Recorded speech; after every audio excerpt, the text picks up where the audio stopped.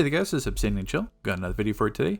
And I do apologize for the duration of my absence. I didn't intend it to be this long. It's just kind of my work-life balance got destroyed for a while. So just been super busy with work. But I do want to get back into full swing YouTube. Plenty of stuff in store for that. The video today though, there was some massive news that was released recently and that could potentially have a massive impact on DC Universe Online.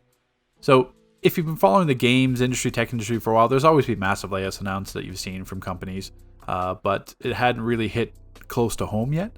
But if we scroll down to the bottom here of this article, which I'll post in the description, Daybreak Games, unknown. Layoffs hit Daybreak Games, the company behind multiplayer games like EverQuest, H1Z1, Dungeons & Dragons Online on February 9th. So this is just yesterday. Dimensional Inc., its studio supporting the long-running MMO DC Universe Online, lost several senior staff. According to a current employee, there are so many memorable people that I had the chance to work with and will hope to work with again, wrote one of the affected on LinkedIn. Godspeed to my former team. Now, if we go to that post, it's Andy D, our producer, DC Universe Online. I'm not sure what the actual developer name of that would be, but unfortunately, I was impacted by the layoffs at Dimensional Inc. Daybreak. With what an amazing venture I had with my teammates on DC Universe Online, there's so many memorable people that I've had the chance to work with and hope to work with again. Godspeed to my former team. You're all incredible, capable. I'm going to miss you. And if you go by the reactions, there are some from Jackalope Games. That's where Jack Emmert went. That when he took all the developers from DC in the past and started his own company. We've also got Daybreak Games, Daybreak Studios, the company. So obviously it's a confirmation because it's current employees that are actually liking the post and reacting to it. But there was another impacted post, MEPS. So Theodore Stone, I knew him as Ted Stone, but I guess Theodore is just the formal version of it.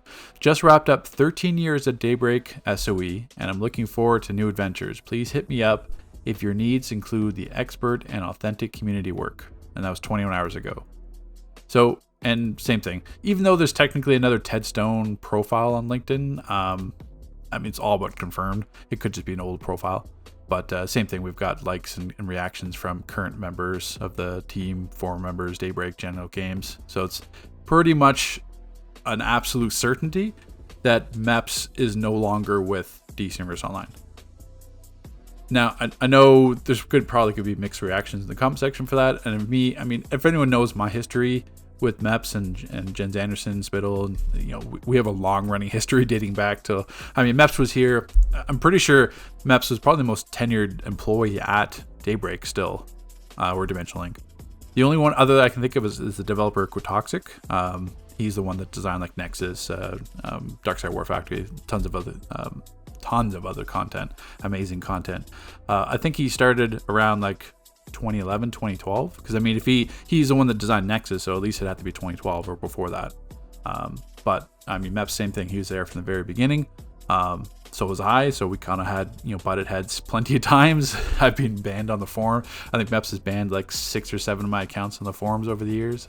So we had definitely an interesting relationship, but at the same time, MEPS was important to the game. He was a great middleman between us and developers, because if anything you guys know about the developers on the forums is that they're not always the most vocal. They're doing their work behind the scenes. It's not their job to interact with the community. That's why when we had developers like say Patuba or Sharon being able to reach out and be super interactive. Romaro is now a really good example of that. When they really interact with the community, it kind of gives us reassurance because we can have a direct correspondence to developers. And the ones that we couldn't, at least we had MEPS as that middleman, being that community manager. And plus, MEPS was pretty much in charge of the forums, in charge of Twitter, in charge of any kind of events, any kind of community relations, popping into the game and, spawning bosses, all that kind of stuff to distract the community or keep us busy, stuff like that. So that was all MEPS going back years. So what kind of effect is this going to have on the game going forward? That's going to be the interesting thing. Because the community manager role itself, essentially it's not going to have like a developmental impact. Really, MEPS' job, at least from that standpoint, was to take the opinions of people in the forums in terms of what feedback we gave and then relay that to the developers. So at the same time, hopefully this means the developers themselves will be interacting a bit more in the forums and with the community. to be able to for us to provide that meaningful impact to them, so that we can change the game. But the worrisome aspect is everyone else. I don't know.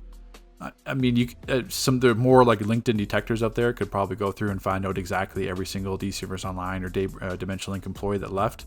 I know they recently hired that executive producer that put out that video. So I mean, they're still hiring positions, high level positions, because they're missing executive producer, creative director, I think the lead art designer or producer. They're missing ones. So it'd be interesting to see what other employees are impacted by this. Because I mean, if they've lost several members, that could then impact the development timeline. If other developers lost, because I mean, at the same time, when that change to Jackalope Studios happened and all those mass exodus from the devs a few years ago, when that happened, I mean, we had like low content forever for a number of reasons, because they were training people, bring them up, because I mean, they have to work with all the legacy code for DC Universe Online. It's not just easy to, get hired and pick up a game that came out and was coded from 2010. So that's my only worry, is that if some of the development side was impacted, because I mean, the art side, for time capsules, booster bundles, auras, materials, everything like that, I really don't think there's gonna be much impact. Base items, stuff like that, that's still gonna be kind of par. The only thing I worry about is if anything, any staff member were included on the content side, because if they are, then that's gonna push back content even more. And then, because I mean, the raids that we've seen for the past few episodes have been, everyone knows they've been super lackluster, not up to par. And a lot of that was because of the other developers that are being brought up to speed. So hopefully that wasn't impacted. But all we can do is kind of wait and see. It's definitely going to be a massive change going forward, because I mean, the last time we had layoffs, it was more on the Daybreak side, not so much on the DC side.